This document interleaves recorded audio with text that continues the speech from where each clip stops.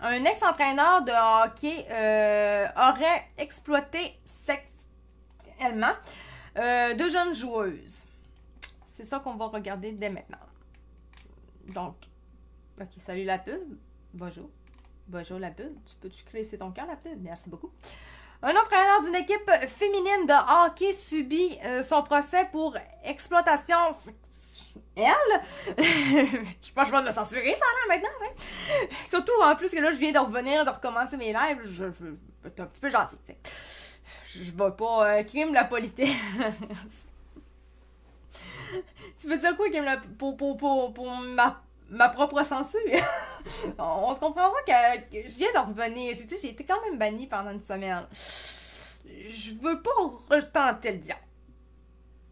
C'est ça. Voilà. C'est juste plate parce que pour les gens qui sont comme genre sur Rumble, les autres, c'est plate parce qu'il n'y a pas de problème avec Rumble. Aucun. Mais c'est pas le cas pour tout. Hein? Les autres plateformes, eux autres, ils sont bons, c'est censure. Voilà.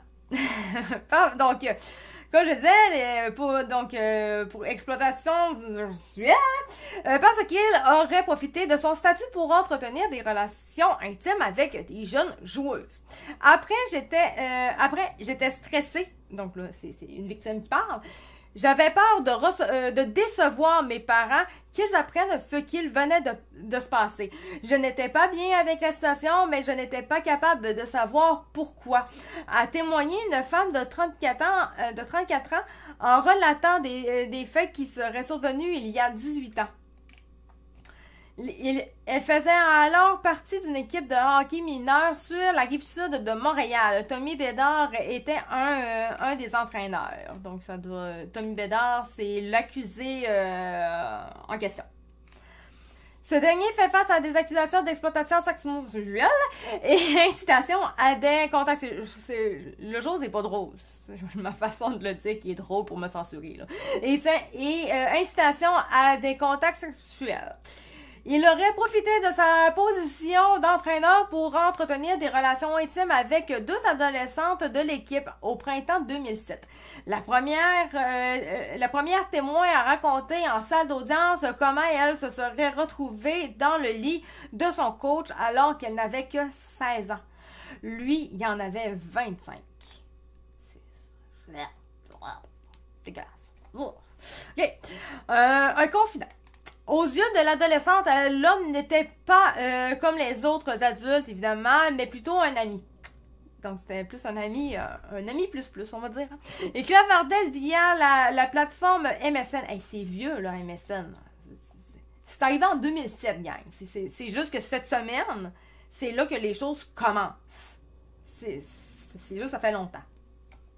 Parce que, comme vous savez, les victimes de ce genre de choses-là, ils peuvent toujours arriver en cours, porter plainte, etc., même quand ça fait 30-40 ans. Donc, oui, c'est du vieux stock, mais réellement, ça vient de commencer pour de vrai.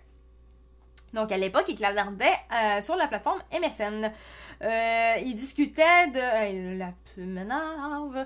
Ils discutaient de leurs amours, de leur vie personnelle, à raconter celle dont l'identité est protégée par un ordre de la cour. Selon elle, il y avait un clash entre les moments où ils discutaient ensemble et lors des activités de hockey. La relation était plus formelle sur la glace, a-t-elle témoigné. Celui qu'elle a toujours connu sous le surnom de Tom Bédard n'était pas l'entraîneur principal de l'équipe, mais il était très impliqué dans les stratégies. Il décidait de qui jouait sur quelle ligne, qui était sur la glace lors des jeux de puissance, a-t-elle expliqué. À l'époque, celle qui était en secondaire 5 était en 5e secondaire, était fragile, gênée et mature. Le coach la complimentait, lui disait qu'elle était jolie. Il était un véritable confident, a-t-elle relaté. Un soir de printemps, il serait venu la chercher à 2 coins de rue de chez elle pour ne pas alerter les parents de l'ado. Les flashs. Il a voulu la faire rentrer dans un bar malgré son jeune âge, mais c'est finalement chez lui qu'ils sont allés, à témoigner la femme, à l'intention du juge Marc-Antoine Carrette. Il y aurait dormi, ok, ils ont dormi là, quand même, tous les deux, collés dans son lit. C'est le lendemain matin qu'ils auraient eu une relation sexuelle. L'événement lui revient encore par flash, a-t-elle dit. Elle en aurait parlé à quelques proches dans les années suivantes, mais à l'époque, elle ne prenait pas conscience que cette proximité était problématique, a-t-elle ajouté. Elle a attendu en 2020 pour en parler à ses parents. Donc, vous voyez que ça fait un bout, mais en même temps. 2 ans plus tard, elle a porté plainte à la police, après avoir appris qu'une autre coéquipière aurait aussi été victime du coach à la même période. Aujourd'hui, je me demande si je n'aurais pas dû en parler d'un coup qu'il y aurait d'autres personnes qui auraient vécu ça. La couronne, représentée par Madame Anne Gauvin, entend d'ailleurs présenter une preuve de fait similaire afin notamment de démontrer le modus operandi. Le procès doit se poursuivre toute la semaine, donc cette semaine.